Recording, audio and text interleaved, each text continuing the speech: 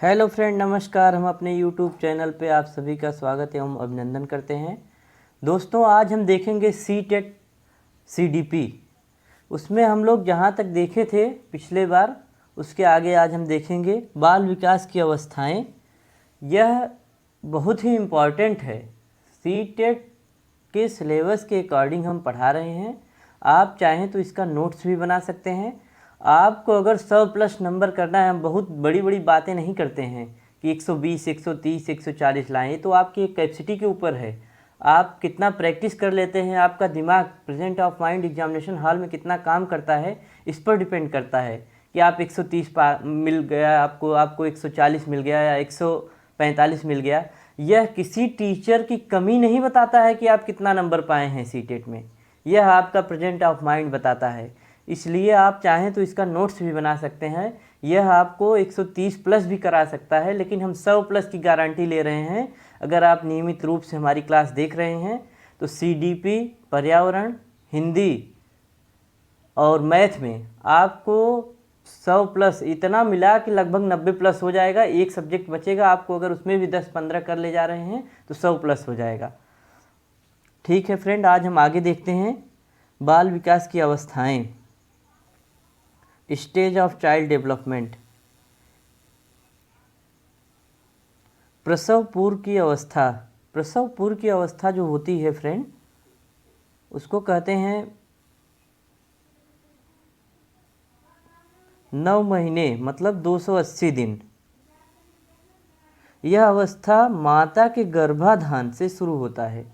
मतलब प्रसव पूर्व की अवस्था जो होती है वह माता के गर्भाधान से ही शुरू हो जाती है, जो 9 महीने की अवस्था होती है, लगभग 280 दिन की मानी जाती है। और दोस्तों आगे देखते हैं शैशवावस्था। दूसरा है जन्म से 5 वर्ष तक। शैशवावस्था जन्म से 5 वर्ष तक माना गया है। इसमें देखते हैं क्या है आगे। इस अवस्था में शिशु पूर्ण रूप से माता पिता पर निर्भर रहता है कि उसका व्यवहार मूल प्रवृत्तियों पर आधारित होता है। मतलब जो शिशु होता है शैशवावस्था में, वह संवेगात्मक व्यवहार करता है। उसकी जो भी व्यवहारात्मक कार्य रहेगा वो मूल प्रवृत्तियों पर आधारित रहेगा। जो संवेग के गुण होते हैं, वह कोई भी कार्य करेगा इशारे से ही बताएगा। जैसे अगर उसको भूख लगी है तो वो रोना शुरू करेगा, माँ समझ जाएगी कि बच्चा भूखा है, उसको कुछ पिलाया जाए, खिलाया जाए। या कोई भी वस्तु देखता है या किसी अन्य व्यक्ति को देखता है, अपनी माँ को नहीं देख पाता है, तब भी वह रोता है।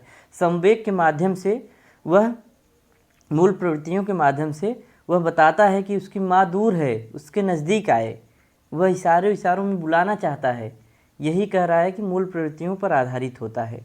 नेक्स्ट लाइन है, इस अवस्था में जिज्ञासा ज़्यादा होती है। मतलब जानने की जिज्ञासा, किसी भी चीज़ के बारे में जानना उसके लिए ज़्यादा ज़रूरी समझता है। जैसे अगर आप कहेंगे कि बच्चा, बेटा ये मोबाइल है, इसको पानी में मत डालना, लेकिन आपके जाने का इंतज़ार करेगा बच्चा। जैसे ही आप घर से बाहर गए, तुरंत वो पानी में डाल के चेक कर लेगा कि क्या होता है। भले ही डिस्प्ले चली जाए, मोबाइल ख़राब हो जाए, उससे उसको कोई मतलब नहीं है।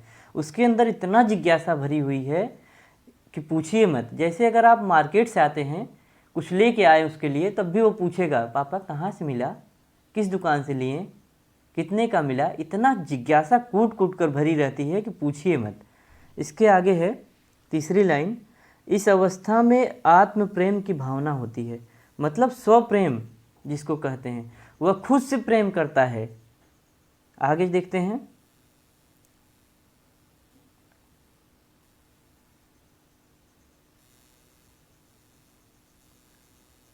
इस उम्र को खिलौने,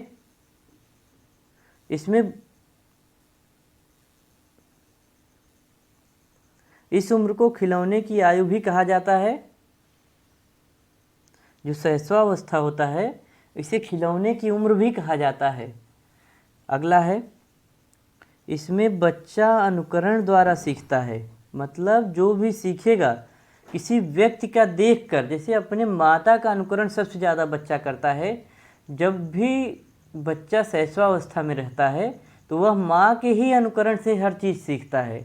इसलिए माँ प्रथम शिक्षिका होती है। नेक्स्ट देखते हैं, इसे तार्किक चिंतन की अवस्था भी कहा जाता है। शैशवावस्था की अवस्था को तार्किक चिंतन की अवस्था भी कहा जाता है। आगे देखते हैं। तीसरा आ गया बाल्यावस्था। बाल्यावस्था आपका 6 से 12 वर्ष तक चलता है, चाइल्ड स्टेज। इस अवस्था में देखते हैं क्या है। इसे तार्किक चिंतन की अवस्था भी कहा जाता है। तार्किक चिंतन की अवस्था कहा जाता है। इसे प्रारंभिक स्कूल की अवस्था कहा जाता है। क्यों प्रारंभिक स्कूल की अवस्था कहा जाता है? क्योंकि बाल्यावस्था 5 वर्ष के बाद शुरू होती है। 6ठे वर्ष ही बच्चा स्कूल जाना प्रारंभ कर देता है, इसलिए इसे स्कूल की अवस्था भी कहा जाता है। इसे गंदी अवस्था भी कहा जाता है। गंदी अवस्था इसलिए कहा जाता है क्योंकि बच्चा जब स्कूल जाता है या कहीं बच्चों के साथ खेलता रहता है तो तमाम प्रकार से धूल मिट्टी सब लगा के आता है घर, इसलिए इसे गंदी अवस्था कहा जाता है। नेक्स्ट है, इसे स्फूर्ति की अवस्था कहा जाता है, स्मार्ट एज भी कहा जाता है, क्योंकि बच्चा इस अवस्था में खेलने पर ज़्यादा ध्यान देता है। बच्चा जब स्वतंत्र रूप से स्कूल जाता है स्वतंत्र वातावरण में, तो वहाँ पढ़ाई के साथ साथ उसके खेल में भी उसकी रुचि बढ़ती है। नेक्स्ट है, इसे खेलों की अवस्था कहा जाता है। सही बात है, जब बच्चा स्कूल जाएगा वहाँ बच्चों के समूह में रहेगा तो खेलना शुरू करेगा, इसलिए इसे खेल की भी अवस्था कहा जाता है। अगला है, इस अवस्था में संग्रहण की प्रवृत्ति विकसित होती है।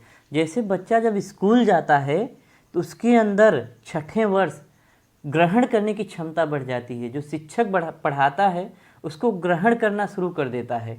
ऐसा नहीं है कि ग्रहण करने की क्षमता नहीं रहती, बाल्यावस्था में ही संग्रहण की प्रवृत्ति विकसित होती है। नेक्स्ट है, इसे टोली समूह गैंग एज भी कहा जाता है, क्योंकि जब बच्चा स्कूल जाता है 6 वर्ष में, 5 वर्ष तो आपका शैशवावस्था रहेगा, लेकिन 5 वर्ष बाद 6ठे अवस्था में जब बाल्यावस्था में जाएगा तो स्कूल में जब जाएगा तो वहाँ तमाम बच्चे रहेंगे और बच्चों के साथ समूह में खेल खेलें या पढ़ाई करें या बातचीत करें तो समूह के माध्यम से ही करता है, इसलिए उसे टोली समूह या गैंग एज भी कहा जाता है। नेक्स्ट पेज पे आते हैं।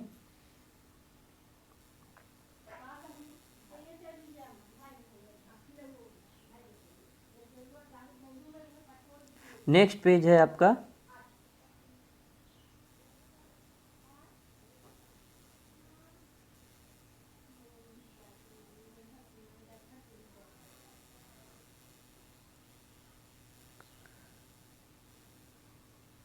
इसे जीवन का अनोखा काल भी कहा जाता है। बाल्यावस्था को जीवन का अनोखा काल भी कहा जाता है, क्योंकि बाल्यावस्था में ही बच्चा स्कूल जाना प्रारंभ करता है, टोली समूह भी होता है, गैंग एज होता है, और इसी अवस्था को ही गंदी अवस्था भी कहते हैं, इसलिए इसे अनोखा काल भी कहा जाता है।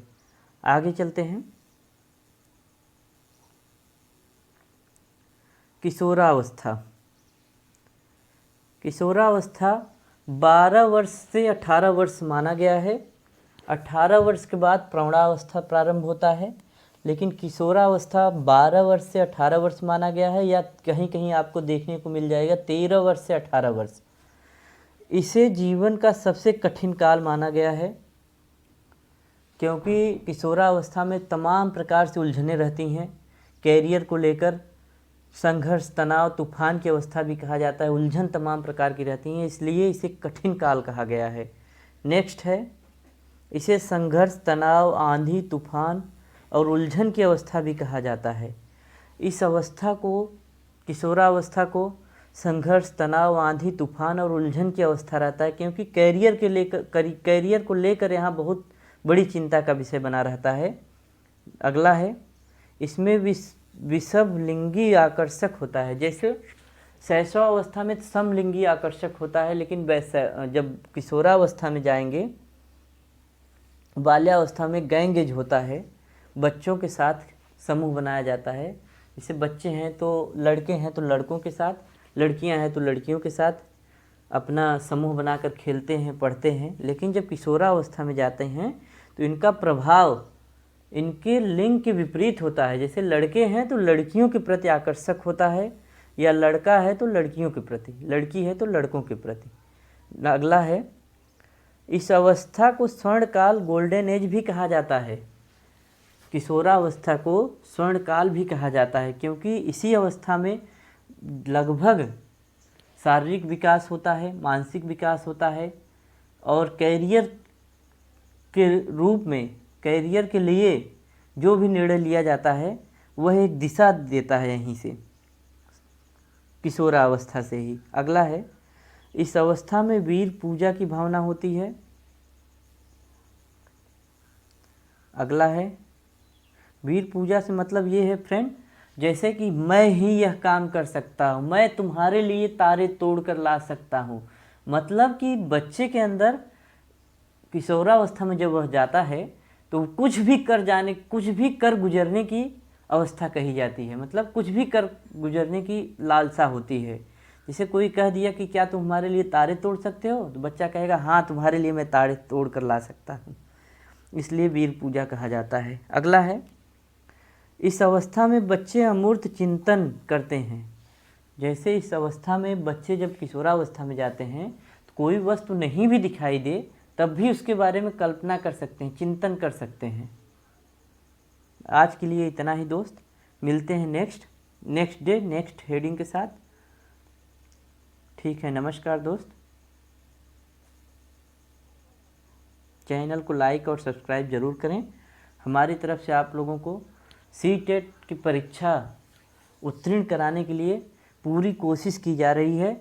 आप लोग इतना जानिए कि 100+ से कम नहीं आएंगे। आप लोग बस रेगुलरिटी बना के रखिए, बल्कि हो सके तो नोट्स बनाइए। ठीक है दोस्तों, आज के लिए इतना ही, नमस्कार।